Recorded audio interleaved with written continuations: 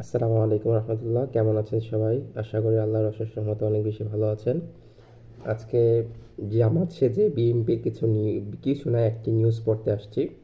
অনেকেই মনে করবেন যে দাড়ি টুপি আছে, তো সেজন্য জামাত বলতে পারেন। কিছু মূর্খ টাইপের লোক থাকে যারা কিনা দাড়ি আর টুপি, যারা জেনারেল শিক্ষিত অবস্থায় ইসলামের ফলো করে, তাদেরকে তারা জামাত শিবির বলে। তো অতএব আজকে আমাকেও বলতে পারে, সেই সুবাদে আগেই ইশারা দিয়ে দিলাম। তবে আমি কোনো দল করি না, কোনো দলের গোলামি করি না। যাই হোক, আজকে একটা নিউজ পড়ব। সেটি হচ্ছে এই 13 মিনিট, মেবি 15 মিনিট হয়েছে ইতিমধ্যে।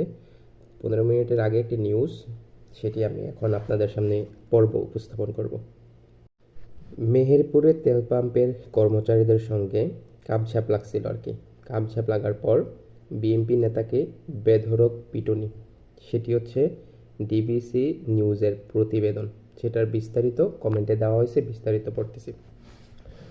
মেহেরপুরে গাইনী উপজেলার মোটরসাইকেলে জ্বালানি তেল নেয়ার সময় আব্দুল ওয়াব বুলবুল নামের এক বিএনপি নেতাকে গণপিটুনির শিকার হতে হয়েছে। আজ মঙ্গলবার 24 মার্চ দুপুরে উপজেলার গোপালনগর গ্রামে অবস্থিত রূপক ফিলিং স্টেশনে এই ঘটনা ঘটে।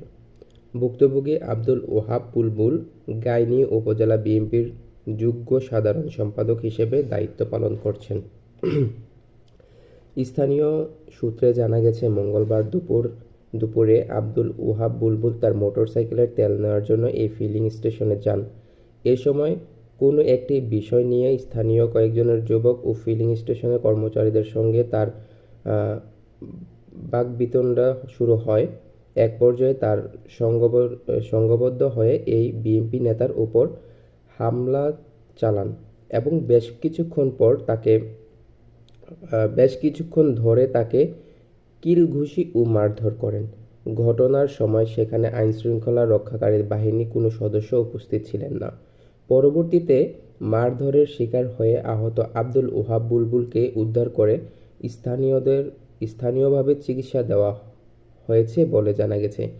এই ঘটনার বিষয়ে জানতে চাইলে গাইনী থানার ভারপ্রাপ্ত কর্মকর্তা ওসি উত্তম কুমার দাস জানান, খবর পেয়ে এলাকার সার্বিক পরিস্থিতি স্বাভাবিক রাখতে এবং আইনশৃঙ্খলা রক্ষার্থে ঘটনাস্থলে পুলিশের একটি বিশেষ দল পাঠানো হয়েছে।